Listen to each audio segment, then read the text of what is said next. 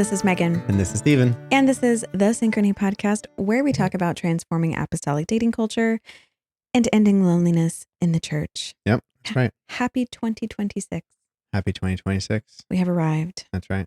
Many arduous days of 2025, and here we are. Yep. I feel like we haven't done this in forever. It's been a few weeks, hasn't it? Yeah, I mean, you did your solo one last week, and then the one before that, it was just kind of like Christmassy. a Christmassy, non-serious It's been a minute since we've had like a legitimate episode. Yeah. The holidays have been wild. They have. I think we have to stop the number of Christmases that we have. I think we have to figure out how to consolidate. I mean, it was also really cool for our kids, but 4 Christmases in 3 days. Y'all, I ate so much food and it was all delicious. No, it was great. Shout out to all the grandmas and my parents and everyone who cooked. Yep. But holy cannoli. It was a lot. And aunts. Mm-hmm. Can't forget the aunts. Yeah, for real. Thank you all. Aunts. The aunts. Aunts. I hope everyone had wonderful holidays and a very happy new year. We're starting off the year with a philosophy episode. Woohoo! Oh boy. Yeah, that should be exciting for everyone. It's not really philosophy. I've been kicking around this idea for like months and trying to figure out how to put it into words. And then you got me this really cool tablet thing for Christmas. That's right. Can you show it to him? It is a, I forget what it's called. It is a remarkable tablet, mm-hmm. which you found utilizing your spiritual gift of Facebook Marketplace, ? Or I don't remember. Yes. Facebook. It was my first time actually ordering something on Facebook Marketplace and having it delivered, which made me nervous. Yeah, it's nice. I really like it. Yeah, it's been really nice. So anyway, I was playing with that and I got inspired and wrote a bunch of notes. So yeah, I felt very professional with it. So we're going to talk about power. In the name of Jesus. Well, yeah, kind of. That's part of it. Okay, so would it be fair to say that the theme of most film, right? Definitely most action movies, but often I would say most other movies, there is usually some theme of having a power or acquiring a power or seeking out some level of power. Try to think of an action movie that does not involve that. I mean, power could be like money. Yeah, but okay, so, not just like superheroes, but like right. It doesn't have to be the Infinity Stones, but although that is kind of like the archetype of it, right? Yeah, sure. So power, you're right. It doesn't have to be something, or like learning how to use said power to not just superpowers, but like acquiring a lot of money or accidentally coming across a lot of information that you should have known. You know what movie I thought of the other day that I hadn't thought of in a really long time? National Treasure. No, great movie. Did you ever watch Like Mike as a kid? Yes, I loved Like Mike. I loved sports movies as a kid, which is ironic because never have I ever touched my foot onto a basketball court, but like... No, but softballs love to hit you though. They do, yeah. They've got like a homing signal. They just come for me when I'm out there. I loved that movie. And it was about, if you haven't seen Like Mike because you were born in the 2000s or whatever, it was about a kid who found a pair of old shoes that were once owned by Michael Jordan. Yep. And were like imbued with Michael Jordan's superpower, basically. Of course. Yeah, because that's how Michael Jordan did it. I don't know if you guys know that. It's the shoes. Just his sweat and commitment. They were like high top. They were like old Nike high tops or something. Yeah. And he found them and put them on and he could suddenly play amazing basketball and he got like signed to an NBA team and it was like him making friends with his teammates and stuff. Yep. And being really good at basketball as like a 10-year-old or something. That's funny. Now talking about this topic, it also brings up the idea of blank check. Do you remember that movie? No, I never saw that movie. It was a similar VHS, which I probably have acquired in the last couple of weeks. You want to tell the people what you did? In a second, let me finish the blank check story. Okay. It's basically about this like kid who, if I remember correctly, has a signed blank check from this guy who's like a billionaire. And I don't know if it's a billionaire or millionaire. I don't know. 90s money. Yeah, it might be different than where we are now. Right. And anyways, the whole story of it is like whether or not I'm totally butchering this, like whether or not he actually goes through with it or not, or he did do it and has this money. I can't remember. Or he has his checkbook or something. I don't know. Anyways, it was a really interesting like story behind like all what this happens power. when you're basically given all of this money at once. Yeah. Okay, so explain to the people what you did. Don't you have to do the short version though? Can you do that? I don't know. So Stephen, let me just. No. I'm just going to preface that. I'm not going to tell them all the details. Stephen has this capability, has this power, shall we say, of seeing opportunities in someone else's stuff on Facebook Marketplace. Yes. And you were on Facebook Marketplace after the holidays doing your thing. And what did you see?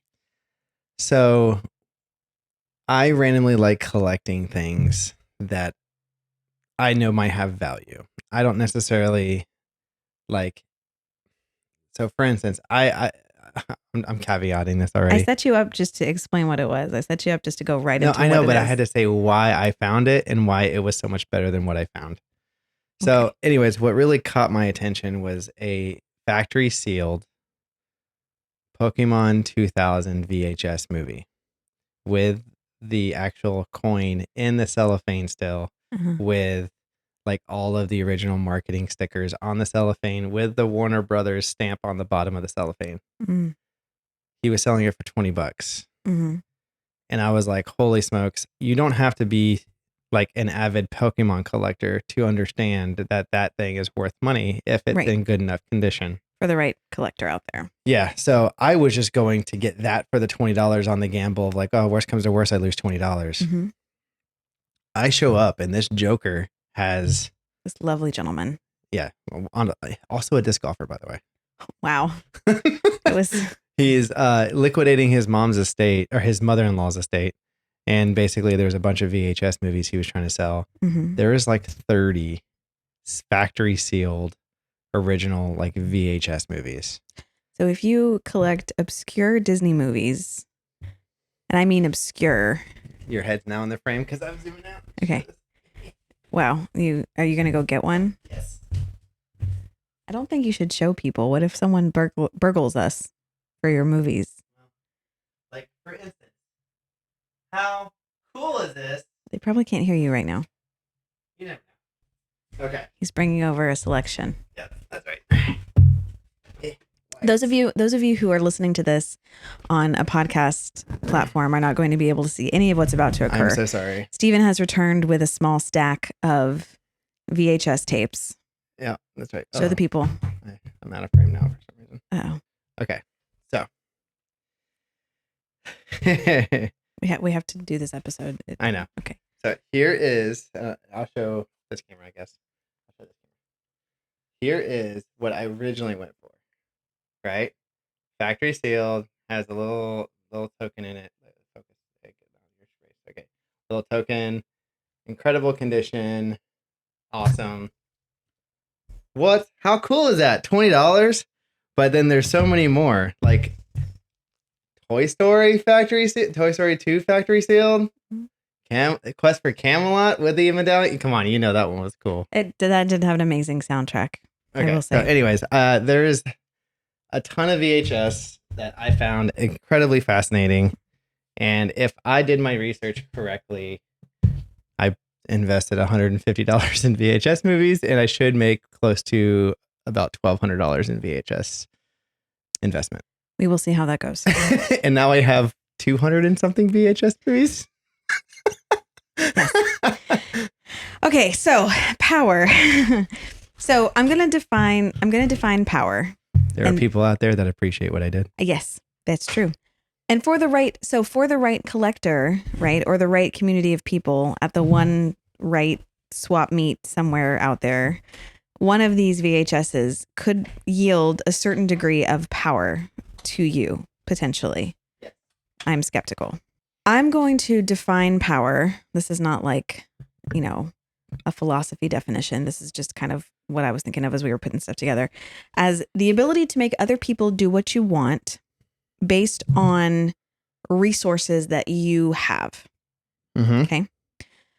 And power is not, I know there's the expression power corrupts, right? But power is not immoral. Power is not inherently bad. God is all powerful. It's amoral. It is amoral, right? It is absent of morality. Yep. God is omnipotent. We know that there is both power that is good, that is holy, power that is evil, right? There is power that comes from money, power that comes from talent, power that comes from beauty, power that comes from the ability to execute a certain skill, right? Yeah. Power that is political or social in nature, that's about how you relate to other people and how you gain popularity. Power that is about your ability to have something that is sought after that not many other people have, right? Yeah. So I want to talk about the dynamics of power. And a dynamic of power is basically a social scenario in which one person has some level of power more than another person, right?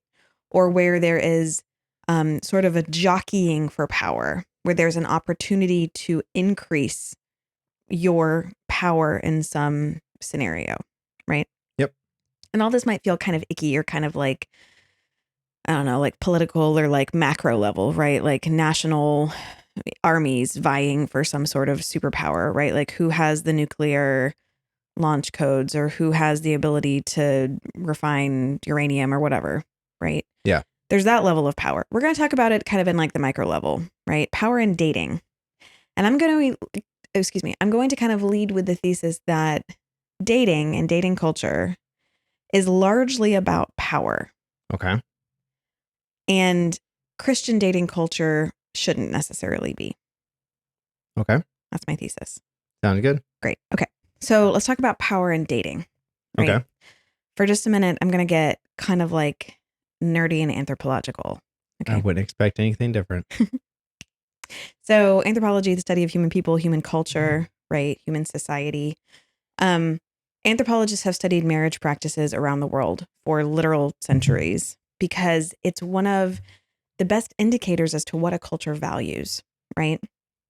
And marriage, historically, in the Bible, in most cultures around the world, for most of human history, has been about exchanging, acquiring, or maintaining power, usually between families, right? Mm-hmm. The idea of marriage just being about romance is very, very new. And we'll get to that later and kind of how this plays in.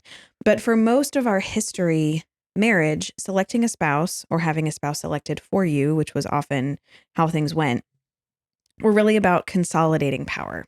So this is why that still in the world today, do you know what the most common sort of form of marriage is? Like I guess the best way to ask it would be who you would be most likely to marry in the majority of the world if you were just like a statistically average person. Now, this is not going to sound good because it's going to make Georgia and Alabama sound normal. They're hanging close to the trend. Not really, guys. We apologize.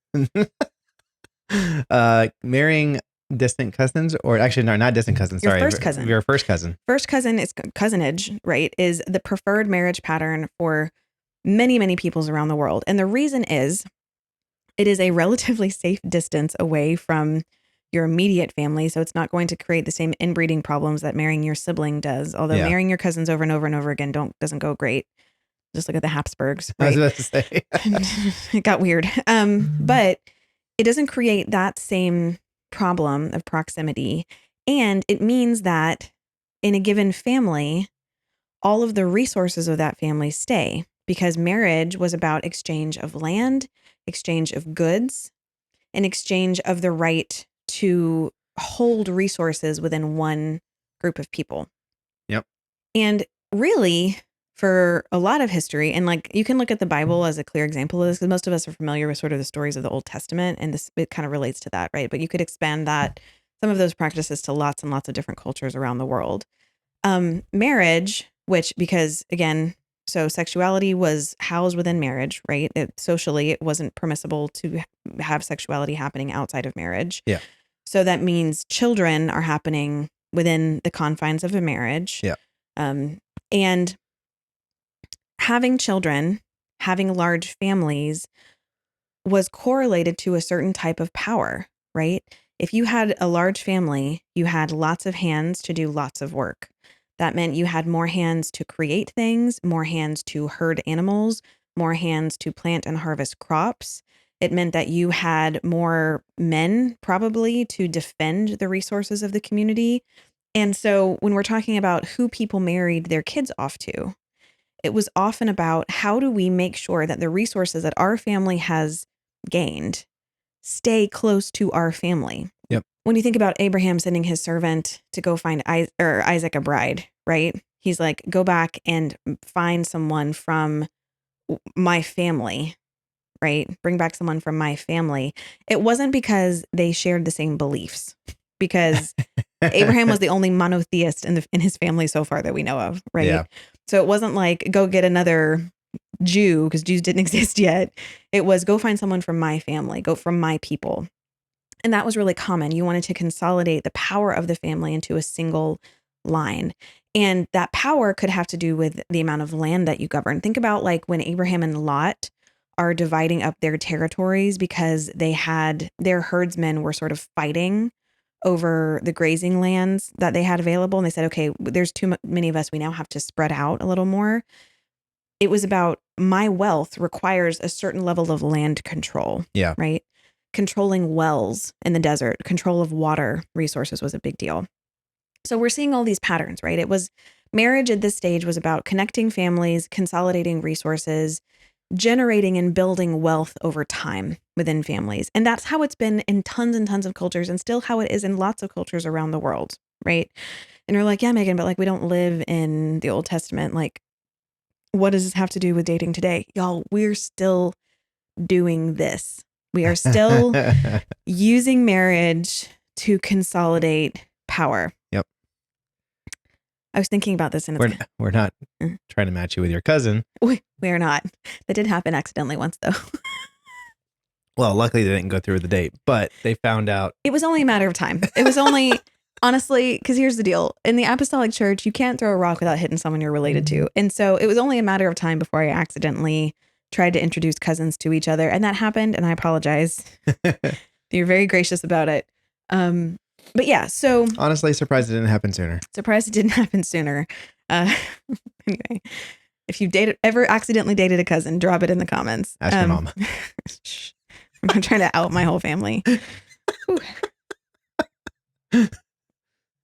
Okay, so what do you call a couple where both members of the couple are driven and attractive and dynamic and doing a lot of things and making a lot of cool stuff and seem like they are both pulling an equal amount of weight in a really aggressive or exciting sort of part of life? What do you call that couple?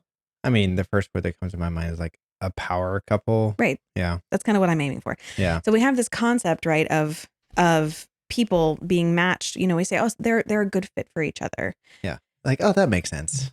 Yeah. Right. You sort of see, you know, this idea that, oh, they're equal, right? Or like, we have this weird way of like assigning numbers to people. Yeah. We've talked about this, right? Like, oh, this person's a 10, right? And they're dating another 10. Wow. Like, good for them, Yeah. right? Whether we like it or not in human society, we tend to kind of establish rank in some form or facet when we are in a social scenario. And that might come again from popularity, from attractiveness, from skill, from any set of resources available to them, right? It's funny, we went on a retreat, I'm actually going to mention it a little bit later, with a group of amazing couples. And it was hosted by some dear friends of ours who are together, I would say, a power couple. Yeah. And they called it the Power Couples Retreat. And it's not because everyone there was like, you know, supermodels. Like, we were there, so that wasn't a thing. But everyone there they were doing ministry and business together, and they were there because they had worked really hard at something together as a couple. Yeah. They were building stuff together as a couple. So it doesn't just have to be like popularity or sort of like these like shallow concepts. But when we think about what makes someone a good match for someone else, we are often thinking about the relative amount of power that each member of that pair is bringing to the table. Yeah. Where else does like this idea of like the power dynamic show up in dating? Either because we're looking for two people that kind of have the same level, or because one person is supposed to have more or less power. I mean, if you want to look at the like stereotype, Mm-hmm.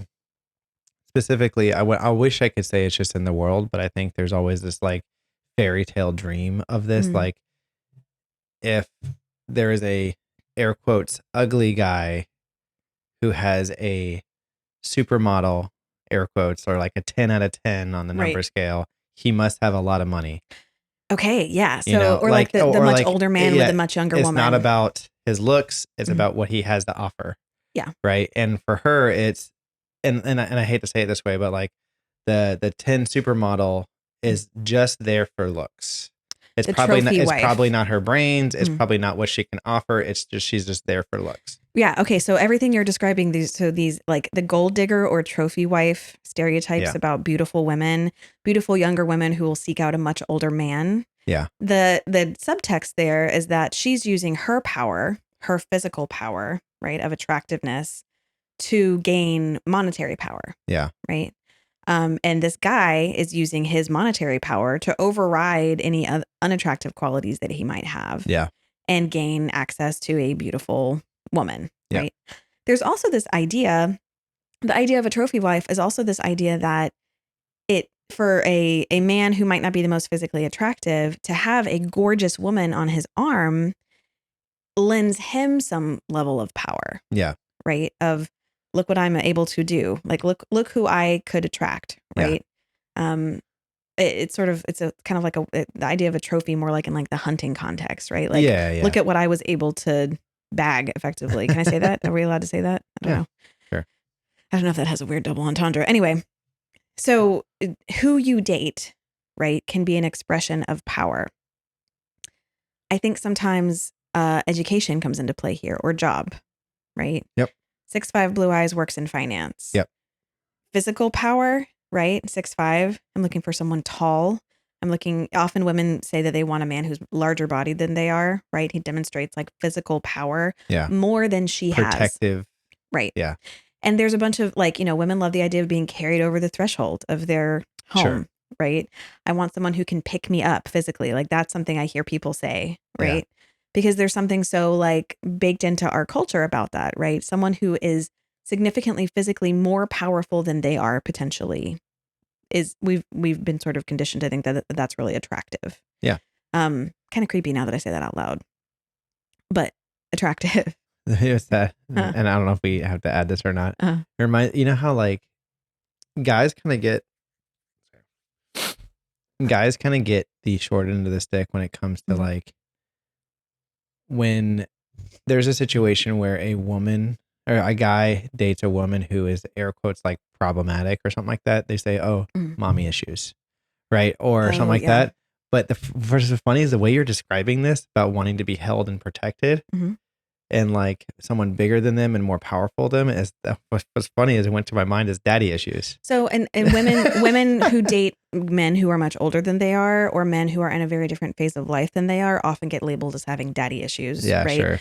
And I don't think that that's something that we need to debate here. I think everyone's situation is very, very different. Sure. Very situational. Yeah. But all these ideas are about power dynamics, right? Yeah. It's about who is, the idea of a man who makes enough money so that you don't have to worry about anything, right? Like if you read any of like the kind of, even like the Christian romancy type books or like whatever, often the man in these books, part of the fantasy is that he's very independently wealthy. Yeah. Right. He's a prince, or he's a owner of a company, or he's the heir to some sort of like, whatever. He's Darcy, right? Yeah.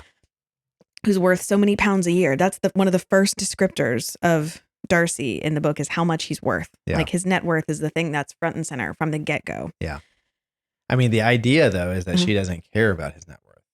She doesn't, but it makes him hot in the book. Like that's part of it is like, whew, like, and the whole culture around him is obsessed with how powerful he is. Right. Yeah, sure.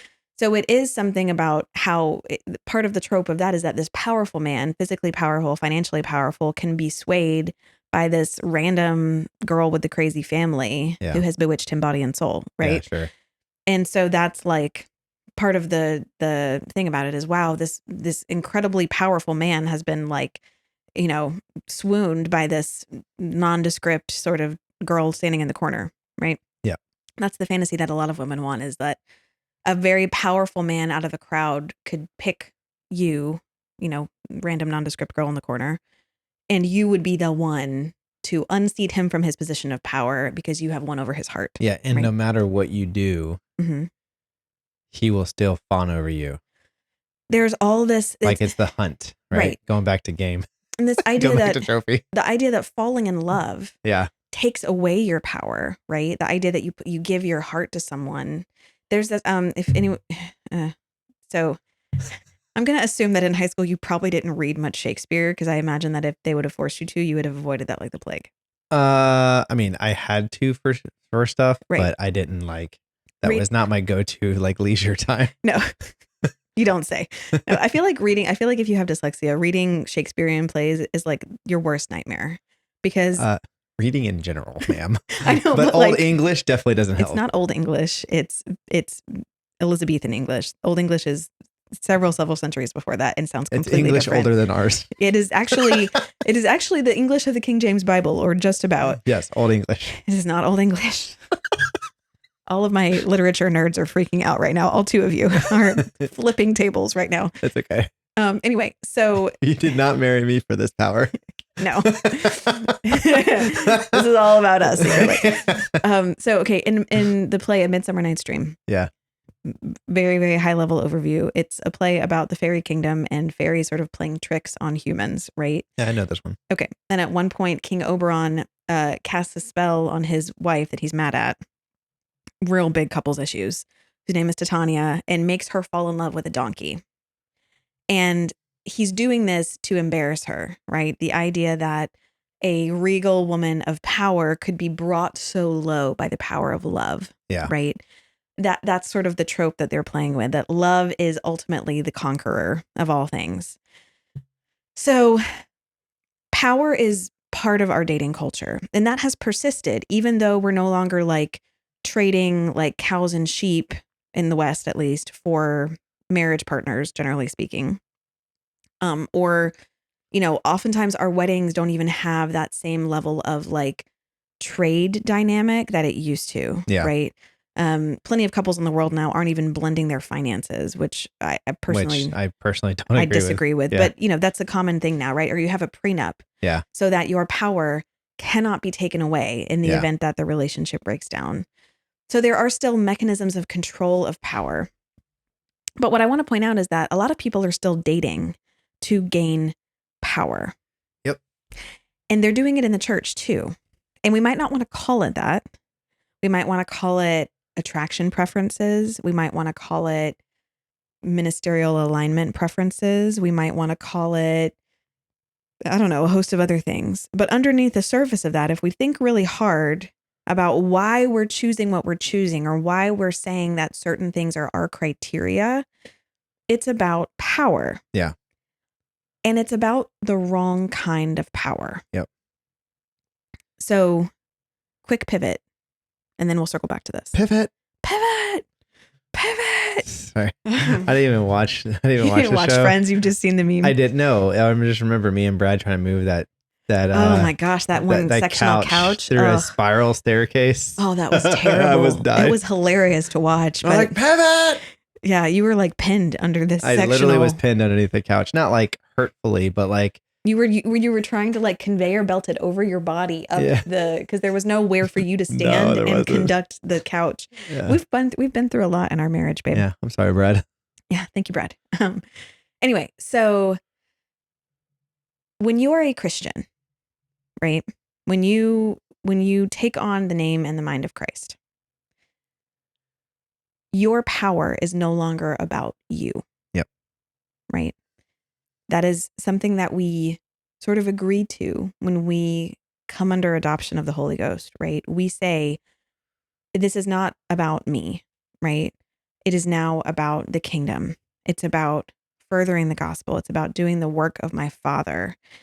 When we live as Christians, our pursuit cannot be for our power for our own power's sake. And that's not to say that Christian people can't be powerful, right? Christian people can have a lot of wealth. Yeah. Christian people can have a lot of skill. Thank God for that, right? I believe that the Lord specifically coaches people and sort of, what's the word I'm looking for? Develops people. Yeah, molds. Yeah, to have certain levels of power in certain areas, not just spiritually, right? But in finances and skill. I mean, it's the whole parable of the talent. Like, I think I don't think that's necessarily monetarily. I think that's also with like what you do with the power God has given you. Yes. And so we know that we have a responsibility, Yep. right? Because that's a really good parable to point out, actually, babe, because like the whole point of that is the master comes back and says, what have you done with what I've given you? Yeah. And it's not about how much do you have now, servant, because the money was never theirs. Yeah. The money always belonged to him. Yep. Right. One of the biggest realizations you have, I think, when you receive the Holy Ghost and you really start to like be developed spiritually is that, oh, like I am powerless as a human in the universe in which I occupy, right? I by myself do not have power that serves any end. Yep. Right. My righteousness is as filthy rags, but he has power. Yeah. And it was in Galatians that Paul was saying, I'm crucified with Christ. Nevertheless, I live, yet not I, but Christ liveth in me. And the life which I now live in the flesh, I live by the faith of the Son of God who loved me and gave himself for me. Yeah. What we do on earth now when we are Christians is not about our power. It's about his power. So why are we dating sometimes for us? No, it's not sometimes. It's most of the time. Yeah. Like we have talked to over 500,000 people. There's a number for 500,000. It sounds better when you say it that way. You know? Oh, Lordy. No, we're probably in the like 500 or 600 at this point. We have spoken to a percentage of 1 million people. That's right. We're not gonna say the percentage. Percentage. And a vast majority of them are worried or focused on what that person that they're trying to date can give them. Yeah. And even if it's not necessarily give them, sometimes it's about, I don't want the person I date to jeopardize what I have. Yeah. Right.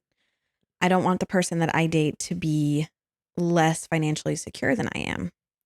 I don't want the person that I date to be less physically healthy than I am. Yeah. I don't want the person that I date to be less socially attractive than I am. Right. Yeah. I don't want the person that I date to jeopardize what I do in my work, what I do socially. Right. A few examples that I hear, and I'm not going to assign these to any specific person or any specific gender. I'm just going to kind of like list out things that I've heard. Right.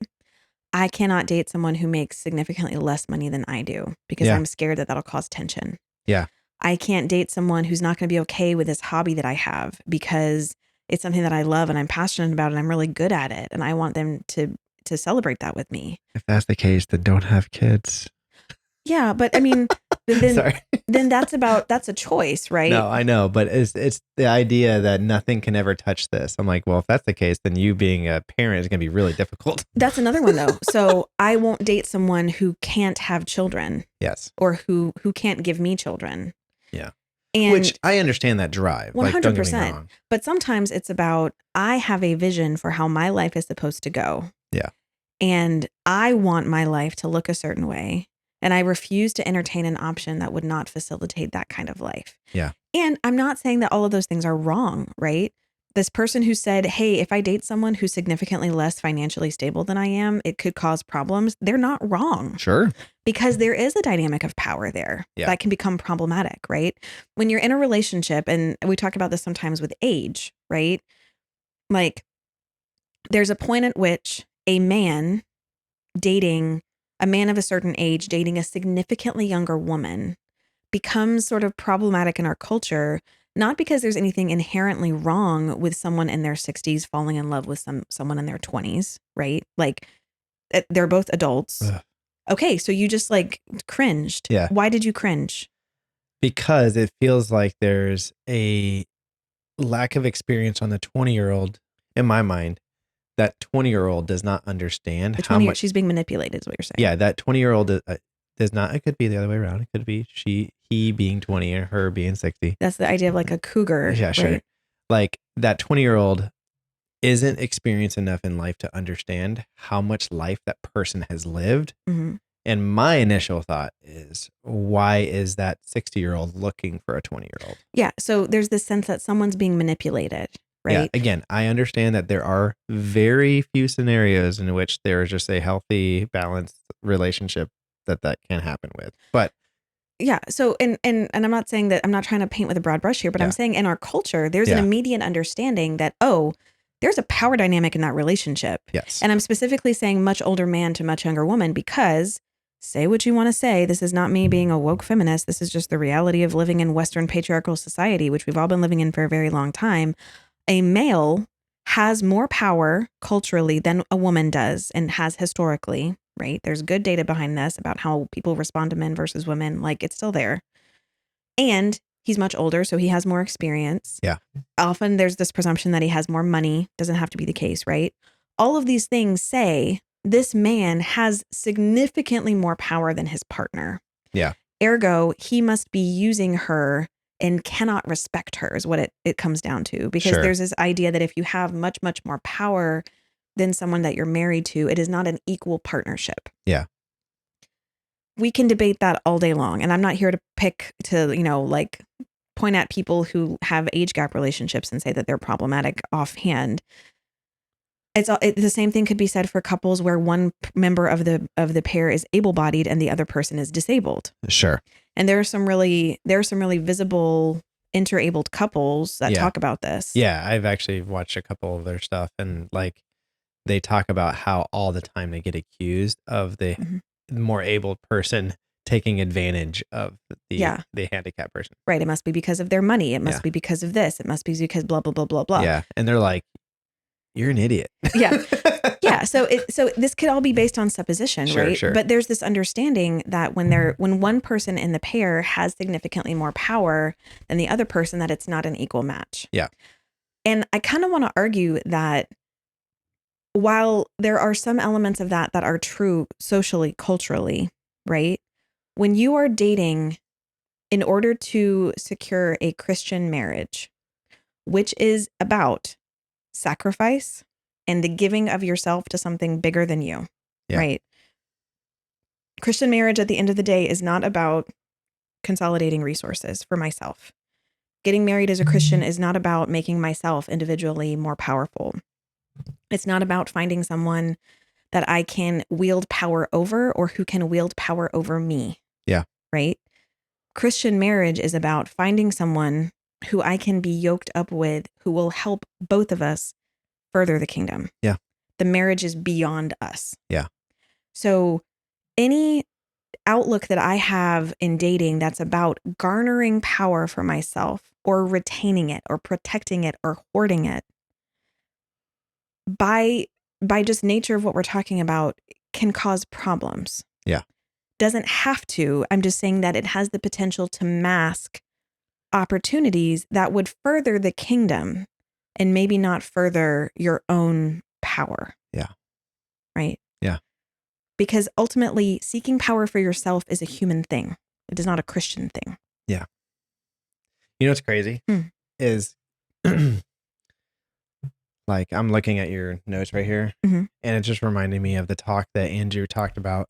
Andrew talked about this concept specifically about like you can explain it later, but like he's talking about the essential self and the adaptive self. Yeah. So this is our friend and mentor, Andrew Bentley, who's an incredible apostolic, like business thinker and just an incredible coach. I don't know how else to describe what he does. He's awesome. Yeah. He just unpacked so much. But yeah, so like, I left from hanging out with him and my whole life was questioned, and not in like a bad way, but like, just like, wow, I could be so much more. Yeah. And so he was talking about this idea of like, basically, almost like parallel tensions in our lives as humans, where when we are closer to sort of living the essential life or being in our essential self that God has created us for and really purposed us for and equipped us for, versus when we are living in our like survival but not thriving sort of human mode. Yeah. And he was saying that like you kind of go in a tug of war between these your whole life. You're never going to be completely in one of these stages or one of these areas. But he's talking about purpose and power. Yeah. And I'll let you explain it because you'll explain it better. It makes so much sense when you're talking about the conversations we've been having about like the issue with men in this current stage of like society right now. And it's because purpose is being challenged. Yeah. And I want you to explain that so that way people can better understand it. So Andrew sort of created these two poles between purpose and power. So purpose would be where you are focused when you are living in your kind of essential self, right? Yeah. You're doing what God has called you to. And purpose is something that we appropriate from God. Yeah. Right? It's not something that we just like drum up and like write a mission statement about. True purpose, essential purpose is God imbuing us with his purpose, right? Yeah. It is living closest to what it is to be fully his creation, Yep. right? Whereas when we are kind of far from that, or when we're getting closer to kind of our self-destructive tendencies as a human, like our clay side, Yep. we're headed toward power. So purpose and power are sort of in these opposite poles. And power is really about furthering what we want for ourselves. Yeah. Right. And it can be in direct opposition to sort of what God has created us for and called us to and crafted us to. And you're right that right now, a lot of the tension between men and women are about fighting over power instead of seeing alignment and purpose. Yes. Yeah. It makes so much sense. And I can see it. And honestly, women and men both struggle with this, obviously. Yeah. And the moment that we're in our culture, our Western culture, right, is that women are gaining power. Like in the marketplace, in the job market, in education, women are now able in the West to hold power that in prior generations was basically reserved entirely for men. Yeah. And that was not necessarily right, but that's the way it was for many years. Yeah. That men had more power when it came to education, more power when it came to financial capability, more earning potential, right? For many, many generations in American society and European society prior to that, property ownership was a male right, not a female right. In fact, women in some places were considered the property of their male relatives. Yeah. So women have reached a point in our Western culture where they are able to hold power that was previously held by men. And yet, men have not been given additional spaces to exercise their own power, right? Yeah. So there is sort of a small amount of resources in our culture. We talk about power, capability, whatever. Women have taken some away from men. Yeah. I don't think it's wrong that that's happened. Yeah, sure. And I don't think it's... Because they're more than capable of holding those spaces. Correct. Yeah. And I don't think it's necessarily easy for men that that's happened to. Yeah. But what we've seen come from that are these sort of poles of like fighting over power. Who gets to have power? Who needs more power? Who doesn't have enough power? Yeah. And it's created things like, ultra feminism, and also like the alpha male incel movement, right? Yeah. These two opposite poles, which are equally unhealthy, right, in their outlook, because they are not about living the way God intended male and female to exist together, right? In union, in harmony, in being equally yoked, right? Yeah. And you're right. I think that we have divorced the power of those things from purpose. Yeah. Because a man and a woman coming together and saying, hey, regardless of who's making more money, regardless of who has the better speaking capabilities or who's more conventionally attractive or whatever, we share a purpose, which is furthering the kingdom. Yes. Carrying the gospel, building the church. Loving people. Yes. Yeah. Serving, giving, demonstrating Christ, spreading his message. That is more powerful and more important than these tiny little power squabbles that we're having in our culture today. Yeah. And we lose sight of that very, very quickly when it comes to who we're trying to date. I know. Sorry, I'm just thinking about this whole entire outline, and I would love to see if we can get Andrew on here. I think he's writing a book about this, so I don't want to tease it all, because I think he was sort of like practicing practicing his book on us. Sure. But like if it comes out with it, we are 100% promoting it, because it's one of those things is like this whole concept fits so well into where we like the characterization of male depression. Yeah. Like all of this. Because men, it makes so much sense. I think society, men are feeling a type of grief because they have lost something. Yeah. Grief being the pain that comes from the absence of something you used to have, right?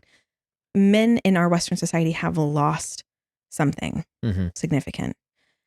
Women have too, to a degree, right? I think that like the trad wife movement Yeah. is kind of this romanticization. Is that a word? Romanticization, I think, of Romanticizing? yeah, but it's I need I it know. to be the Yeah. noun. Yeah.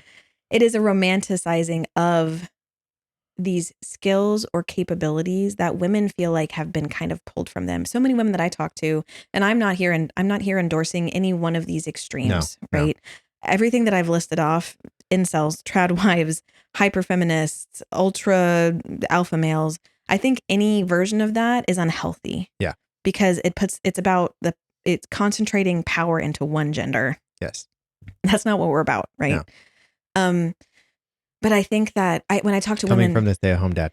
well, I mean, like, it's an important thing for you to call out, babe, because like our marriage bucks the conventional power dynamic in a lot of ways. I'll wear the apron, babe. And you wear it well. Oh, thanks. This just got weird. So hold on, we'll circle back to that in a minute. So what was I saying before that distraction? Hold on. Okay, so I think that when I talk to women, right, the thing that they say so frequently when I ask them about what they're looking for in a partner, this comes up so many times, is I want someone who allows me to be soft and nurturing and feminine, but who doesn't try to take away my accomplishments or my ministry or my career. Yes.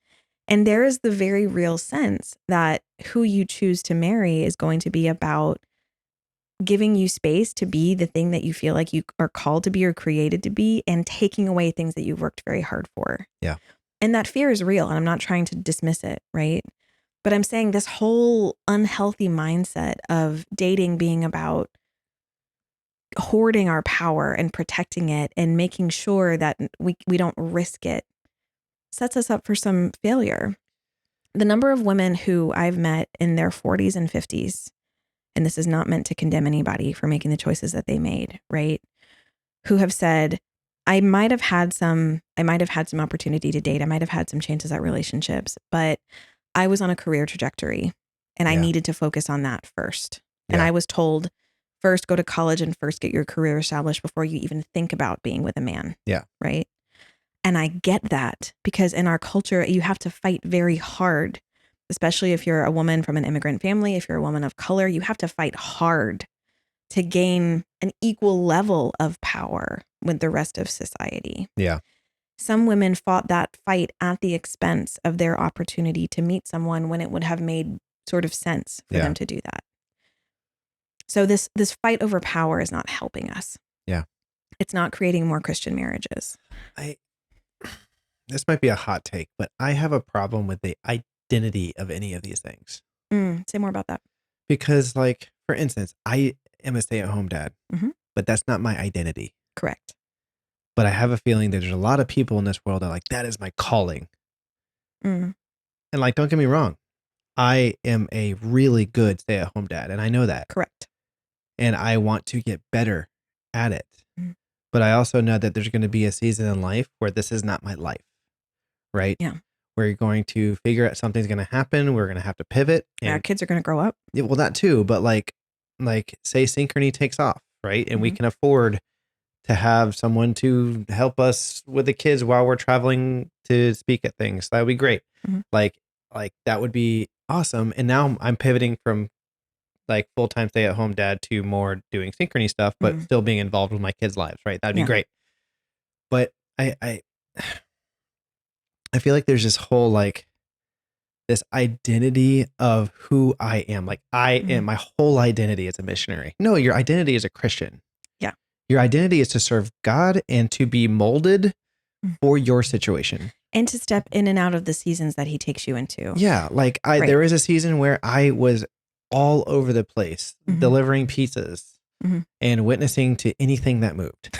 Like, and I'm sorry to some of the people that I reach out to because I was probably creepy, but that it's just like there was a season, but it trained me to hear God's voice in those moments. Right. And also it trained me to hear when it was just me being stupid.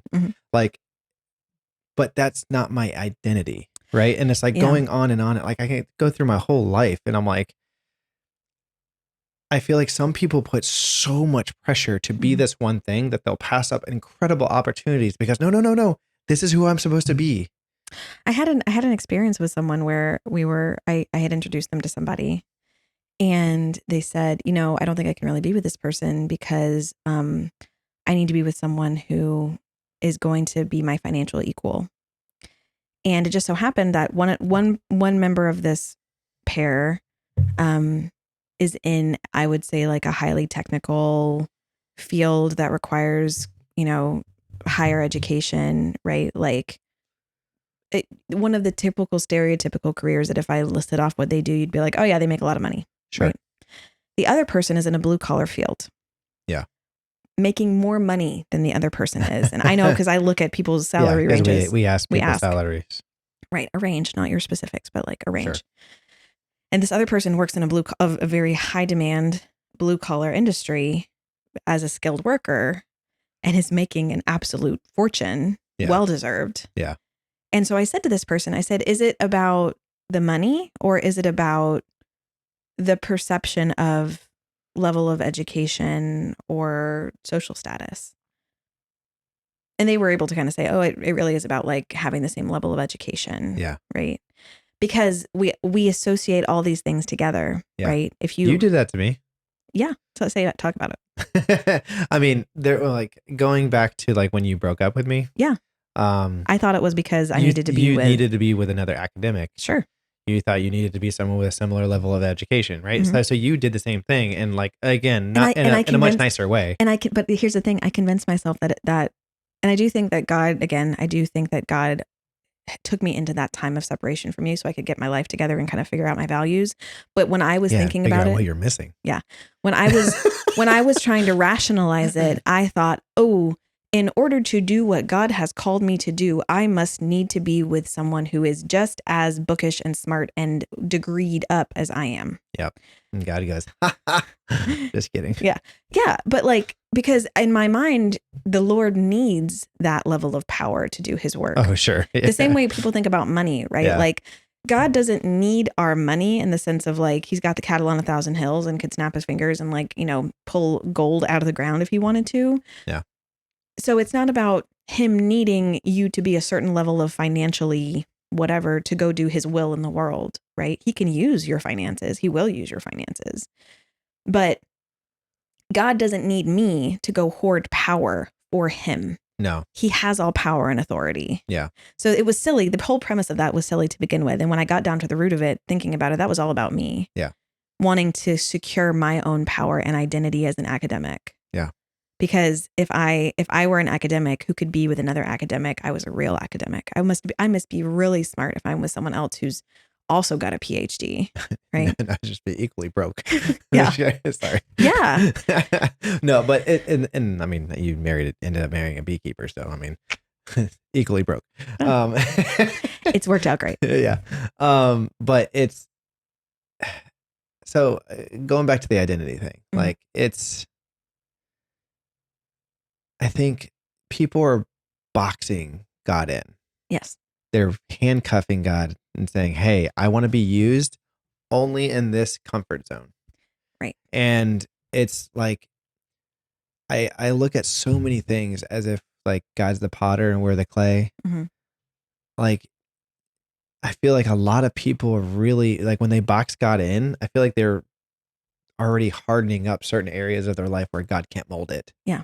Like for anyone who's ever actually like played with clay, mm-hmm. It's really hard to mold it when it's dry, right? Or when it's not moist and able to be molded into something beautiful. You can't finish the product if it's not moldable. Malleable, yeah. And so I feel like by doing that, you're limiting God. Sure. By saying, hey, I only want this framework of what makes me feel comfortable. And if I don't have that, then I guess I'm not going to be in my fullest potential in God. Yeah. Like, no, you're limiting God's ability to use you. And also like how much of our life, because of us having such different backgrounds, have we stretched each other's, like we've been able to stretch each other in different ways to become more like each other. Yeah. Better versions of ourselves. Yeah. And now we're more well-rounded. Yeah. And that wouldn't have happened if we were mimics. No, God has used you to make me better, and vice versa. Yeah. And I think, like, here's another thing too that I just want to call out, and this might be a little bit spicy. I think it is Ooh. I think it is good to aspire to be with someone who challenges you spiritually and who sharpens you spiritually. Yeah. Not mad at that. No. I take issue when someone says, I need someone who is powerfully used in this kind of ministry. I hear red flags all over the place when I hear that. Because that is saying that you're seeking out spirituality when in fact you are seeking out power for yourself and validation for yourself. Yes. So if that is you, if you're like, I need to marry, even if it's like, and y'all don't come at me for this, like, I feel called to marry a powerful evangelist. All right. Do you feel called that because you yourself are evangelizing powerfully out there, being persecuted and putting in the sweat and the blood and the tears, or because being on the arm of a powerful evangelist makes you an icon? Yeah. Right? To me, there's no difference between that and like the 6-year-old marrying the 20-year-old. Yeah. I know that's kind of harsh. Right. But it's about the trophy. It's about the same, like, right. It's about the power dynamic. Because we can confuse a pulpit for, we can call it calling when what we're really looking for is power. Yeah. It is very easy to, this goes back to Andrew's whole like purpose versus power. It is very easy for the same thing, right, to be misappropriated, right? Two people could be seeking fervently after the same type of work and have dramatically different motivations for doing that. Yeah. You need to question your motivations for why you are seeking out the type of person you're seeking out. And that's it. Take the spirituality out of it, even if it's monetary, if it's education, if it's like politically, if it's societal, like whatever the thing that you're putting on a pedestal that says this is like I must have in order to have this person or to be married to this person. I'm not saying you're wrong. I'm saying question it. No, but I am saying that if you're putting that above the purpose that God has called you to, you're creating an idol. There you go. So like, it's funny, like, preach it, sister.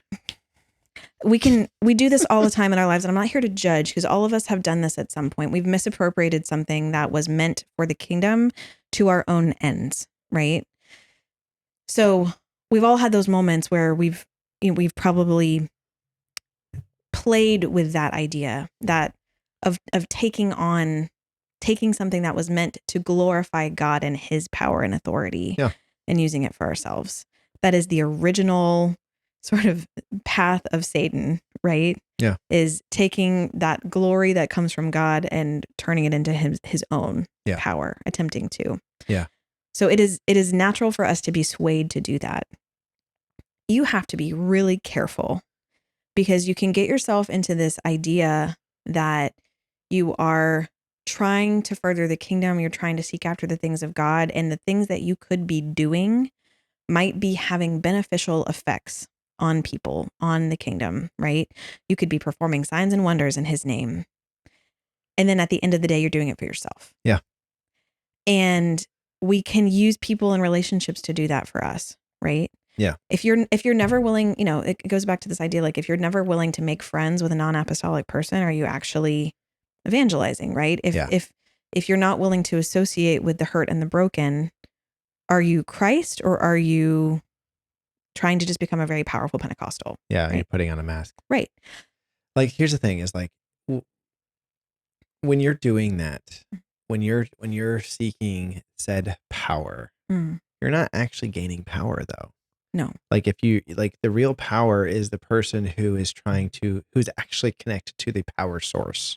Right. And that's the person who is actually trying to, again, going back to purpose, right? Mm-hmm. If their purpose is being Christ-like, their willingness to be a servant, right? Their willingness to love people, then give grace to people and to have communication and give them the benefit of the doubt. I guess that's grace, but like going into all these things, those are more of the quality of a spouse. Yeah. Right. That is healthier and fit for any trial that comes your way.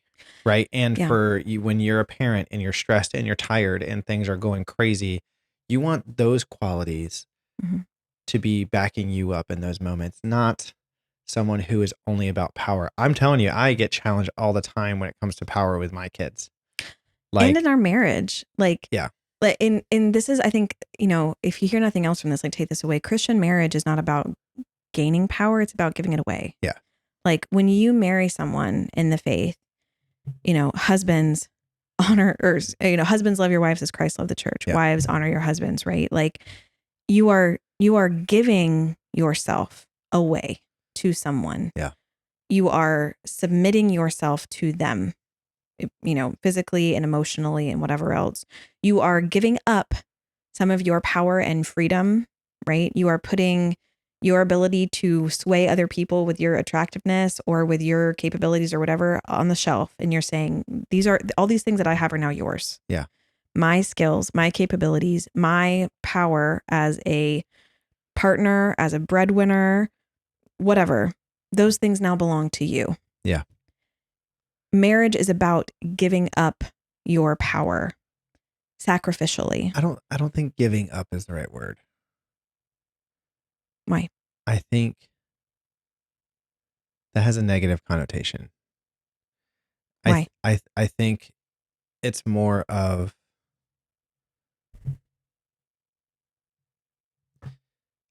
putting it in your hands to use it appropriately and to trust you with that power.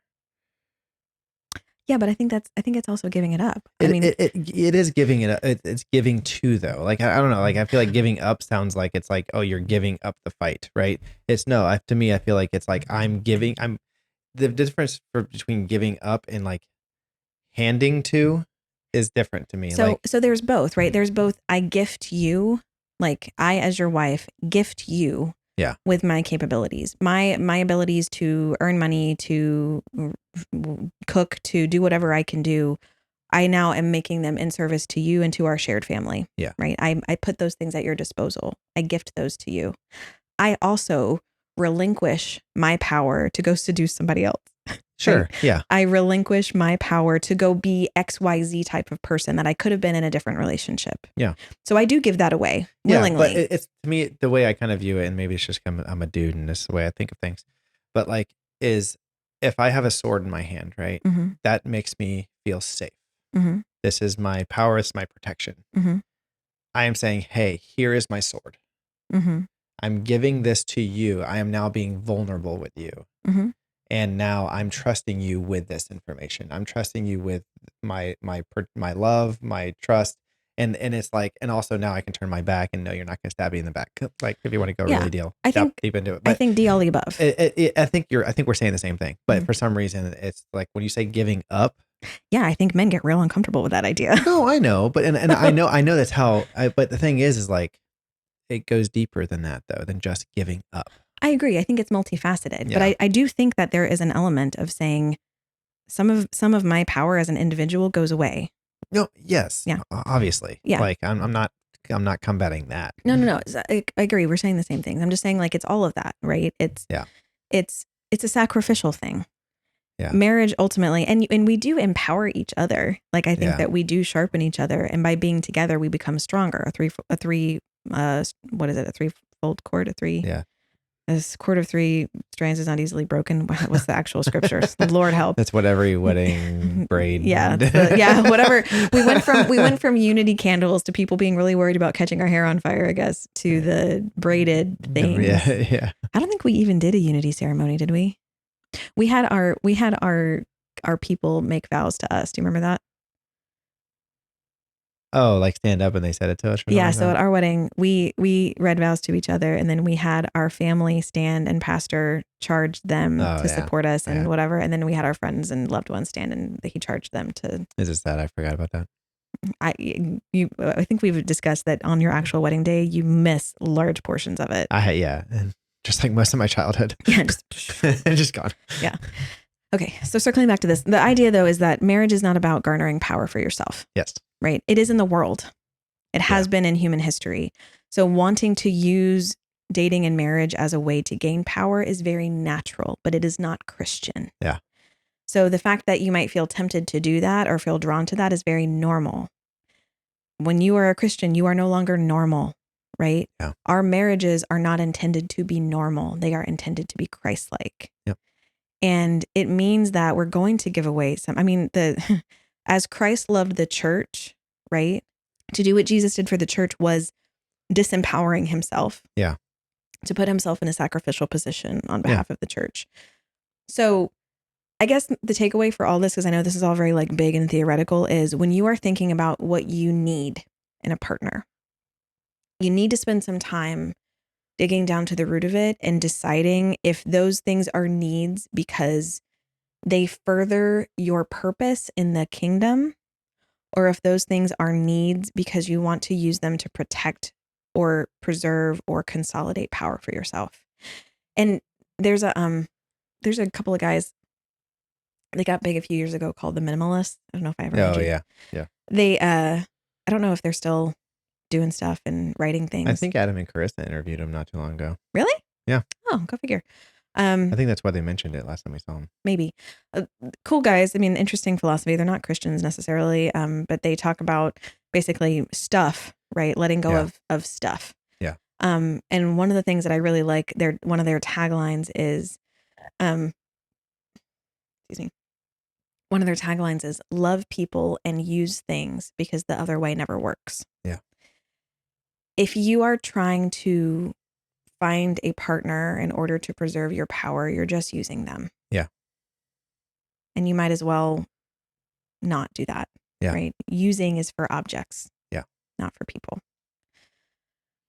Any other thoughts on this topic?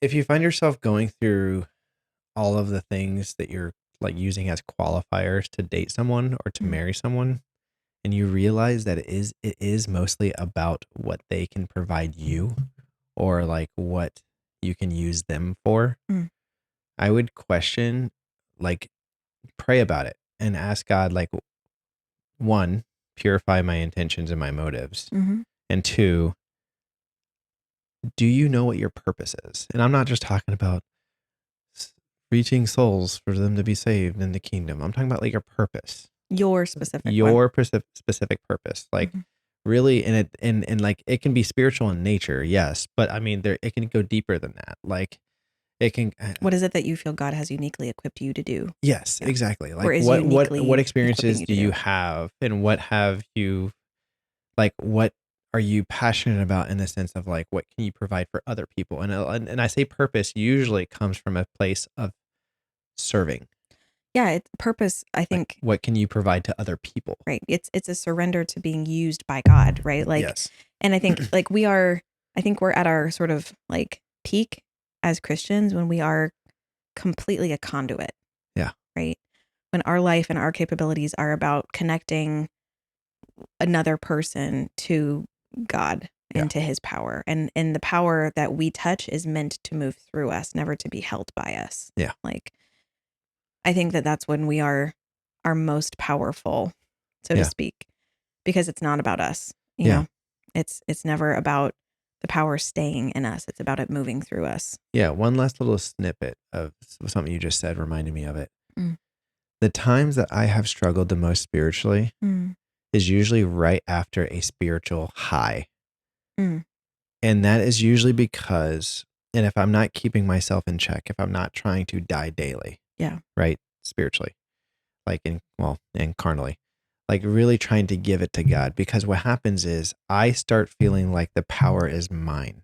I did this. Yes. And then the more, and it says, you know what, I don't actually need to pray today. You know what, I don't actually need to talk to my accountability partner today because I'm doing good. Right.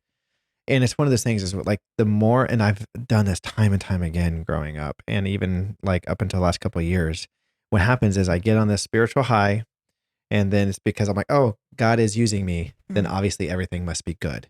Right. But then all of a sudden, because all my checks and balances aren't in place and my pride is through the roof, is when everything starts to crumble. And then I start the shame and guilt cycle. And then I go forever without talking to someone. And then inevitably, I feel convicted in some sort of way to actually do things the right way. Sure. Get back to your roots and then build your way up. Yeah. Very relatable. Or you could just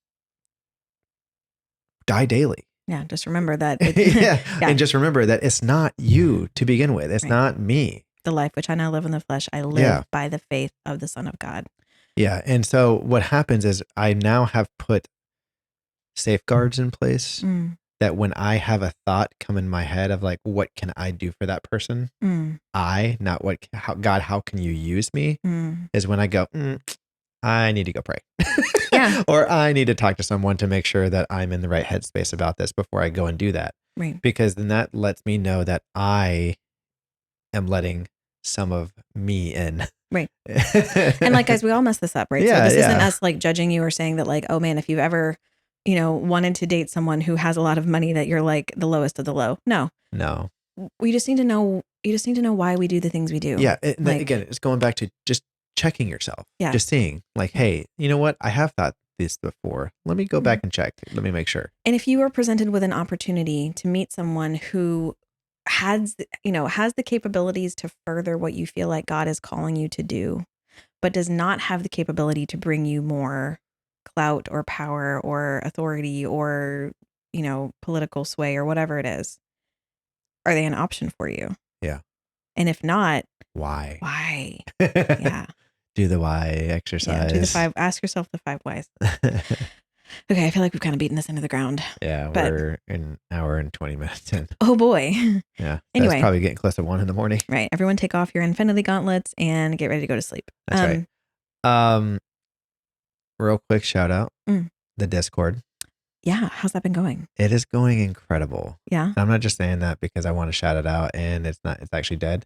No, there's actually people being really like communicative and people are chiming in. Like I'm starting to get to the point where I don't have to flow things. Like I don't have to like pull things out of people. They'll just start commenting and talking and like sharpening each other. And like there's like people and like in certain sections of the Discord talking about like things going on in their life and other people are hopping in with their advice or their suggestions and then Did my dad join the Discord? Yeah, I love that. That's awesome. And like people are posting in their daily life stuff like outdoors and also like I've been posting disc golf stuff. But like it's just really cool to see people coming together for community. Men supporting men. Yeah. And there's someone who joined recently who I love. He's awesome. And he came in, never met him before. He said he had heard a couple of the podcasts, but we had never really I had never met this person personally. Yeah. And that night he immediately was vulnerable and opened up to us. And we ended up talking till like 2 a.m. with like 2 or 3 other guys. Yeah. Which was not common, but it was late, but it was such a good conversation. And he was so cool. And he's since been back multiple times and it was like immediate connection. I was like, that was so cool. Yeah. Never met this guy before. And he immediately came in and was like, I know where I am. I love that. It's forming these ties in the body. If you don't know what we're talking about, Stephen has founded a Discord server that's just for apostolic men. Yep. Married and single. It's not, you don't have to be our synchronies like clients or anything like that. It's just for men in the apostolic faith. Yeah. And it's been amazing. I'm so excited to see how it continues to develop. And I think there are so many it's such a great sort of ecosystem. Yeah. For real conversation and real connection and real sharpening.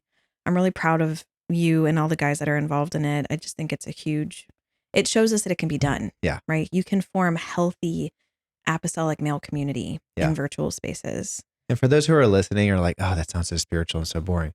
We also have a lot of fun. Like we've been playing games together. Like we're potentially starting a Minecraft server for those who like Minecraft. So if you want to join, you like Minecraft, feel free. You like living in a world of cubes. Yeah, but that's not like our main purpose, but it'll be cool to have that available for people if they want to do it. Yeah, here's the thing. I mean, these days there are relatively few easily accessible hobbies that apostolic men can get involved in. Yes. Gaming is one of the ones that a lot of guys go to, whether you like it or not. Yeah. And we've talked about why it makes sense for a lot of guys who, whatever.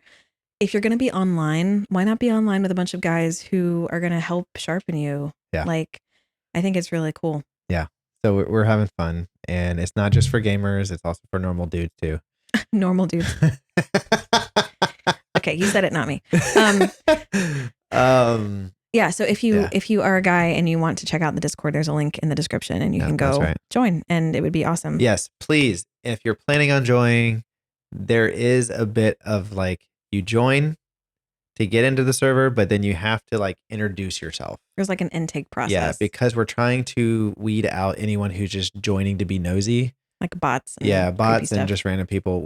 If you join and introduce yourself, then I'll give you full access to the server. You can't just join and just see the full server. You can't lurk. We want to protect people's information because people are being vulnerable. So we want to protect their privacy. Yeah. The only other thing I think we need to announce is the cruise. Yep. So it's only a couple weeks away. Yeah, it's only a couple weeks away. I have so much to do between now and then, but I'm very excited. We have booked an excursion, which I'm excited about. So if you are coming on the cruise, you should have seen an email from me. We're going to have some like a little meeting coming up next week and some other stuff, check and make sure that you're looped in on that. If you didn't see an email from me about the cruise and you know that you're on the cruise, you can email me, megan@synchronyproject.com, because there were definitely a couple people who I didn't have emails for on the list of people who were going. So check that out. But we're really excited about that. You can still join, still time to join, still room on the boat. So if you want to go on the cruise, text or call Chelsea down at the link below and she can get you set up. We'd love to have you. It's going to be an absolute blast. Yeah, we're excited. The only other thing I'm going to announce is sort of bittersweet, which is ladies, our pipeline is closed to our ladies. Yep, for now, temporarily. Thank you to all of you who signed up and got your consultation set up before the end of the year. I am meeting so many incredible people. Yeah. I love this time of year for that. I get to meet so many amazing people. I'm having such a blast. So we're doing a lot of intake right now, but we will be cutting off our pipeline to ladies.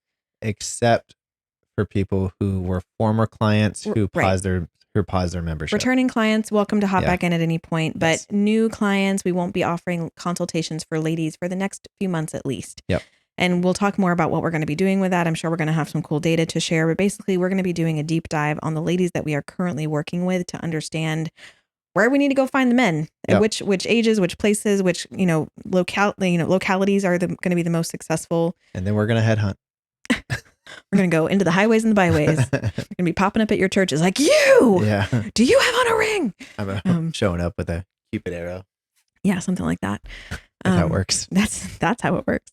Anyway, stay tuned for more about that. Thank you to all of the ladies that signed up. If you did not sign up, don't worry. It will not last forever. Just keep an eye out. We'll be putting out information there. I know, if you missed the sale, but you were trying to do whatever, just message me. We'll talk about it. It's fine. But basically, we're not going to take in any more ladies for right now. So more to come on that. But yeah, I'm excited about this year. We have some fun stuff in the works. Oh, yeah. Hey. I love you. I love you too. I don't have anything else. Man, that was anticlimactic. I'm sorry. I have given away my power. Yeah, that's right. As a result of this very nerdy and esoteric episode. Yeah, it is almost 1 a.m. and I need to sound balance this tonight. All right. Well, I hope you guys have a wonderful, wonderful week. Beautiful January. And we love y'all. We'll talk to you soon. Bye. Bye.